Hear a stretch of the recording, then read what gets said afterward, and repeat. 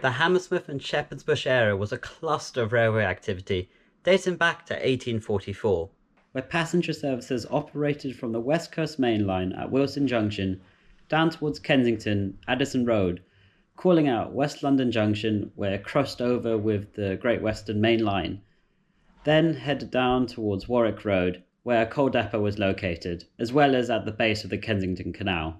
This formed the first part of the West London Railway.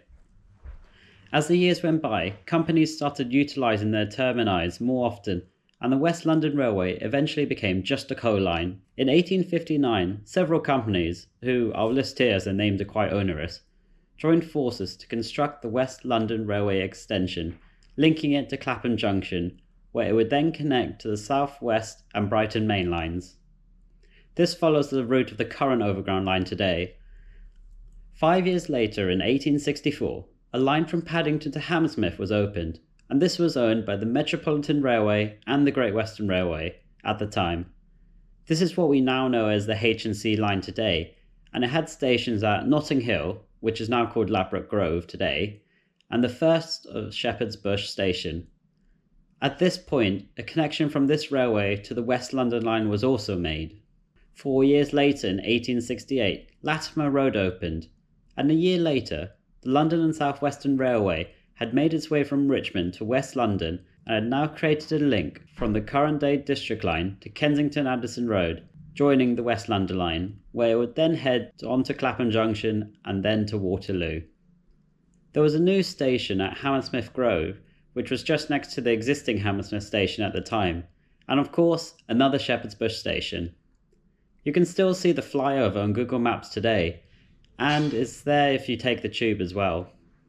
A link was also made to link these two lines together, which allowed services to run from Paddington to Richmond directly. Uxbridge Road Station was also opened on the West London line, and this allowed what we know as the Middle Circle to operate, which you can check in another video I've made. By the turn of the century, the Central London Railway opened between Bank and its own Shepherd's Bush station, and a few months later, they had made the Wood Lane Loop. In 1908, Wood Lane Exhibition Station opened on the H&C line, and the Central London Railway had also opened its own Wood Lane station, before extending west to Ealing Broadway in 1911. 3 years later, in 1914, Shepherd's Bush station on the H&C line closed, with two new stations opening. There was another Shepherd's Bush station just to the north, and Goldhawk Road opened towards the south. Wood Lane Exhibition Station at this point also closed. 2 years later, in 1916, the London and South Western Railway link was closed, and 4 years after that, in 1920, Wood Lane White City Station reopened. Nothing happened for another 20 years, and in 1940, Uxbridge Road Station closed, along with a link to Paddington. Kensington Addison Road was also renamed to Kensington Olympia 6 years later. In 1947, quite a few things changed. The Central London Railway closed its Wood Lane station, opening up White City further up the line.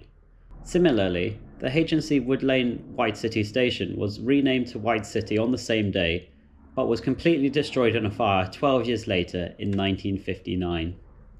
Things were relatively quiet for almost 50 years, until the redevelopment of White City happened, which led to several new stations, including the one at Wood Lane on the H&C line today. The current Shepherd's Bush line on the H&C was renamed to Shepherd's Bush Market, and Shepherd's Bush Station was also built on the London Overground line.